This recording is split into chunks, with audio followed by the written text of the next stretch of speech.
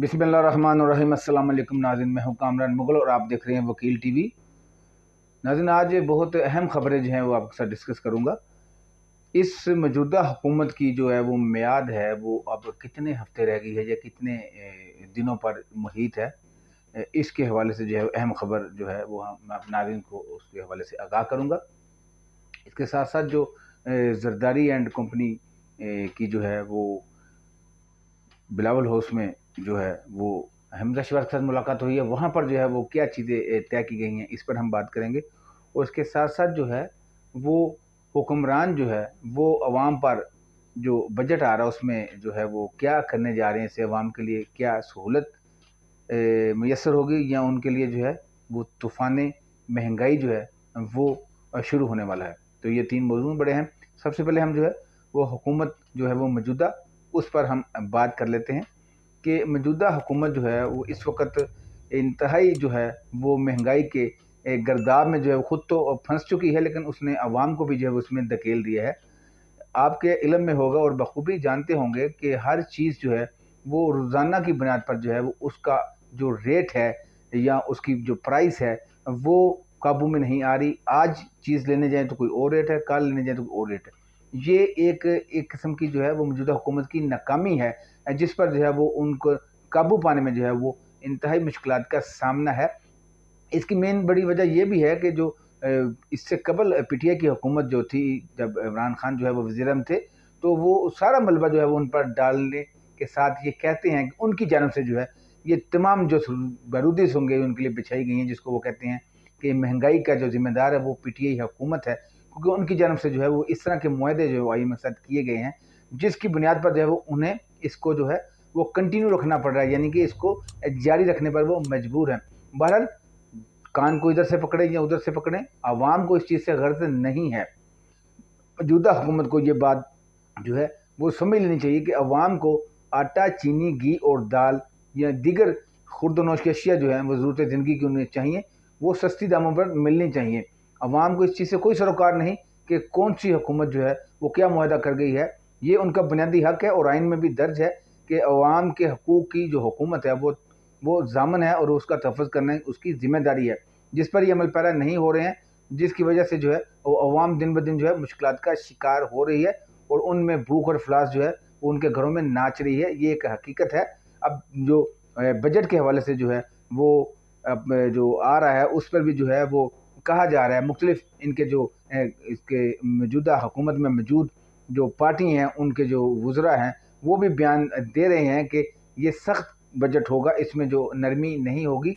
तो ये एक पेशगोई है हुकूमत की जानिब से कि हमसे जो है वो अच्छे की तवक्का ना रखें। तो इसका यही मतलब निकलता है कि अवाम को जो है वो मज़ीद उनके लिए बुरे दिन आने वाले हैं, जिसके लिए उनके तैयार हो जाना चाहिए, जो कि इंतहाई अवाम के लिए बुरी खबर है।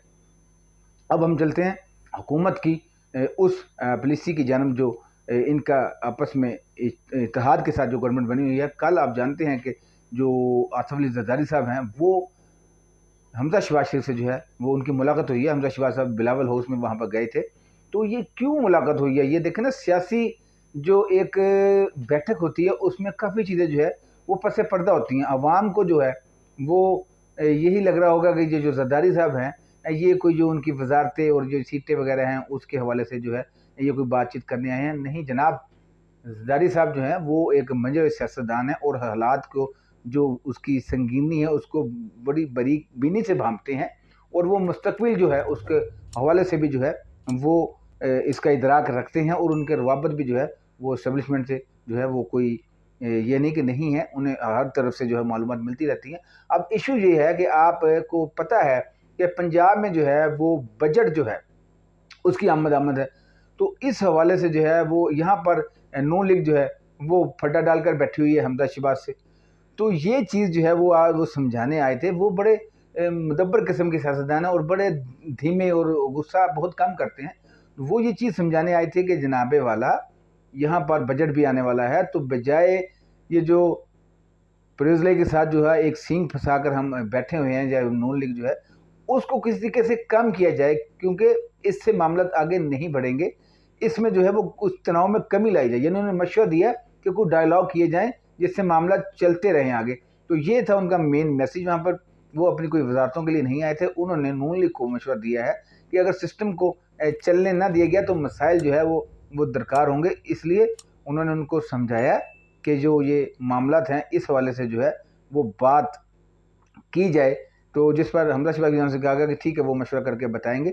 तो ये चीज़ें जो हैं वो अब मेन जो इसमें इशू है वो बजट का है, क्योंकि बजट को पास करने के लिए वो चाहते हैं कि कोई भी वहाँ पर नाराज़ ना हो, उनको किस तरीके से सेटल किया जाए। नाज़रीन, अब हम चलते हैं नवाज शरीफ जो बाहर बैठे हैं उनके हवाले से। जो है आप जानते होंगे कि अब ग्रैंड जो अलायंस है उसकी बात हो रही है। आपको याद होगा कि इससे कबल जब पीटीआई की हुकूमत थी तो शहबाज शरीफ जब जेल में थे तो उनसे जो है वो एक इनके पीटीआई के अहम शख्सियत जो है वो जेल में मिलने गई और उन्होंने वहाँ पर उनको कहा कि ग्रैंड जो है वो डायलॉग जो है वो मुल्क की मफाद में जो है वो किया जाए, जिस पर जो है वो नवाज शरीफ साहब जो है उन्होंने उसको रद्द कर दिया था। उस पर उनका एक ट्वीट भी है जिसको हम जो है वो अपने मोबाइल पर डिस्प्ले पर दिखाएंगे आपको, जो माजी में उन्होंने किया था, वो उन्होंने इससे इनकार कर दिया था। इसी तरह आज जो है वो ग्रैंड अलायंस की जो बात की गई है मौजूदा हुकूमत की जानिब से, तो उसे जो है वो पीटीआई ने आप रद्द कर दिया है। तो ये तो फिर ऐसा ही है ना कि जब उनके लिए जो है वो काबिल कबूल ना हो तो वो ना कर दें, और जब इनके लिए काबिल कबूल ना हो तो ये ना कर दें। तो ये मामला जो है वो ग्रैंड अलायंस का शुरू क्यों हुआ, असल वजह क्या है? असल वजह यह है जो मैंने आपको सबसे पहले बात की थी कि मौजूदा हुकूमत के पास जो है वो कुछ हफ्ते या दिन रह गए हैं। ये जब हुकूमत में आए थे तो ये बाबूक ज़राए का कहना है कि इनको जो है वो बड़े घर से, जो मैं अक्सर कहता हूँ कि आपको पता है कि एस्टेब्लिशमेंट जो है वहाँ से मामला जो है वो तय होने के बाद जो है वो हुकूमतों में लोग आते हैं। ये जो हुकूमत है इनको हमारे ज़राए के मुताबिक जो है वो अगस्त तक का जो है वो टाइम दिया गया है कि आप वहाँ तक जो है वो अपने मामला ठीक कर लें, जो भी आपने करना कराना इस्लाहात हैं या कोई मुल्क की मईशत जो है वो उस हवाले से जो है वो कोई एग्रीमेंट्स हैं दीगर ममालिक से या कोई IMF की किस्त वगैरह है उसको कर लें। अगर हमें लगा या ट्रैक पर जो है वो मईशत आ गई तो इस मामले को जो है वो आगे चलाया जा सकता है, नहीं तो अगस्त में जो है वो जो इसको वाइंड अप करके जो है वो उसको इलेक्शन का जो प्रोसीजर उसको शुरू किया जाए। आप जानते हैं कि सितंबर में जो है वो काफ़ी ज़्यादा जो है वो तब्दीलियाँ हो जाएंगी। फ़ौज में भी जो है वो उनके सरबराहान जो है वो बदले जाएंगे। सितंबर के महीने में जो है ये तब्दीलियाँ होंगी। तो अगर ये मामला जो है वो इनसे संभल गए तो इनको जो है वो इक़्तिदार को मज़ीद आगे 2023 तक जो है वो उनका टेन्योर पूरा होना है वहाँ तक ले जाया जा सकता है। अगर ये मामला जो है वो मईशत की और दीगर जो उनसे हल ना हुए तो उनको जो डेडलाइन हमारे ज़ायके के मुताबिक दी गई है बड़े घर से, उस पर कारबंद रहते हुए इनको जो है वो अगस्त में जो है 10-15 अगस्त आप लगा लें, उसमें जो है इनको ये अनाउंस करना पड़ेगा, असम्बलियाँ तहलील करनी पड़ेंगी और जिसके बाद जो है वो अब देख लें जुलाई, अगस्त और सितंबर ये 3 माह 90 दिन जो है 90 डेज़ हैं, इसमें जो इलेक्शन करवाना मकसूद होते हैं। तो ये सारा प्रोसीजर चलेगा। तो ये अब इस पर भी जो है वो कुछ ज़राए का कहना है कि जो अब मामला है जो वो काफ़ी हद तक जो है वो ये हुकूमत जो है वो टैकल करने में कामयाब हो रही है, क्योंकि आपको पता है कतर से भी जो है वो $3 अरब के करीब जो है वो गैस फ्री जो है वो उधार पर जो मिलने की इनको जो है वो शुनीद मिली है। इसी तरह जो है वो IMF की तरफ से भी जो है वो तकरीबन इनका मुआहदा फ़ाइनल हो चुका है, क्योंकि इतनी ज़्यादा जो उनकी बातें मान ली गई हैं और वहाँ पर जो है वो तमाम महंगाई का बम गिरा दिया गया है। तो उसके बाद IMF जो है वो बड़ी खुश है, उन्होंने भी उनकी बात मान ली है। वो भी मईशत को सहारा देने के लिए काफ़ी है। जैसे मैंने बताया कि कतर की जानिब से जो है वो उधार पर जो है वो बात ओके हो चुकी है। इसी तरह सऊदी अरब की जानिब से भी जो है वो आपको जानते हैं कि ये अक्सर औक़ात वहाँ जाकर जो है वो अपने मसाइल बयान करते हैं। तो उन्होंने कहा कि यार हमसे एक दफ़े जो है वो 30-40 अरब की इन्वेस्टमेंट करवा लें, ये कि आप रोज़ आ जाते हैं कि जी हमारा ये मतलब वो मसला है। तो उनकी तरफ से भी जो है वो एक बेहतर तजवीज़ जो है उनको दी गई है। तो ये तमाम अगर इसको पर्सपेक्टिव में देखा जाए तो ये हुकूमत जो है इसको लगता है कि ये जो अगस्त तक का जो उन्हें टाइम फ्रेम दिया गया है उसको जो है वो पूरा कर लेंगे और उसको अपने जो इनका टेन्योर है 2023 का उसको मुकम्मल करने के बाद ही इलेक्शन करवाएंगे।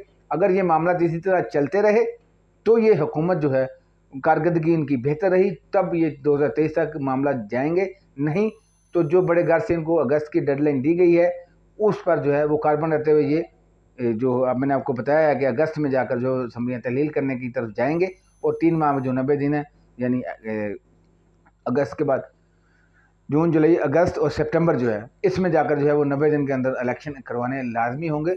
बहरहाल अभी तक की जो इत्तलात है उसके मुताबिक जो है वो हुकूमत जो है वो काफ़ी हद तक जो है उसने मशर के हवाले से जो है वो होमवर्क मुकम्मल कर लिया है और उनको जो है वो कोई अच्छे जो है इशारे मिल रहे हैं, जिसकी वजह से जो वो पुरुम्मीद है कि वो जो हुकूमत है वो 2023 तक जो है वो कर सकेंगे और मुल्क के जो है वो उसको अच्छे तरीके से मामला हल करते हुए इसको तरक्की गामजन कर देंगे।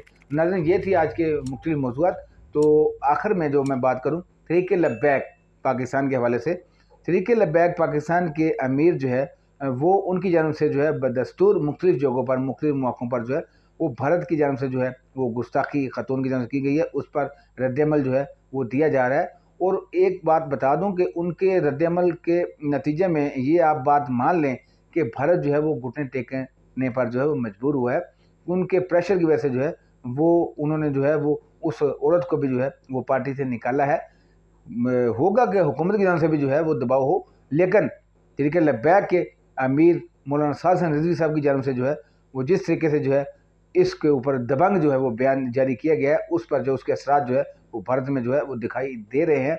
अब इसके साथ साथ इलेक्शन में भी जो है वो आगे आने वाले जो इंतखाबात हैं उसमें आपके सामने तहरीक लब्बैक जो है वो पेश है और उनकी जानब से जो है ज़िमनी इलेक्शन में जो है वो जो उनके ज़िम्मेदारान हैं या उनके जो जिनको उन्होंने उसका इलेक्शन के लिए नामजद किया है वो भी जो है वो अब डोर टू डोर जाकर जो है उन्होंने अपनी कैंपेन जो है वो शुरू कर दी है। तो वो पुरुम्मीद हैं कि वो इस जो मौजूदा हल्का है उससे जो है वो जीत कर जो है लब्बैक के जो है वो अपना असम्बली में जो है वो जाएंगे और लोगों के जो मसाइल हैं उनको हल करेंगे। मेरी दुआ है कि तहरीक लब्बैक जो है वो जिस तरीके से मेहनत और लगन से काम कर रही है, अल्लाह ताला इनको कामयाबी जो है वो उससे इम्कनार करे और आने वाला वक्त जो है इसमें जो है वो मज़ीद जो तहरीक लब्बैक पाकिस्तान है वो मुल्क में ज़्यादा से ज़्यादा जो है वो सीटें हासिल कर सके और असम्बली में अपनी मौजूदगी को साबित करे। अगले वीडियो के लिए इजाज़त दीजिए। पाकिस्तान जिंदाबाद।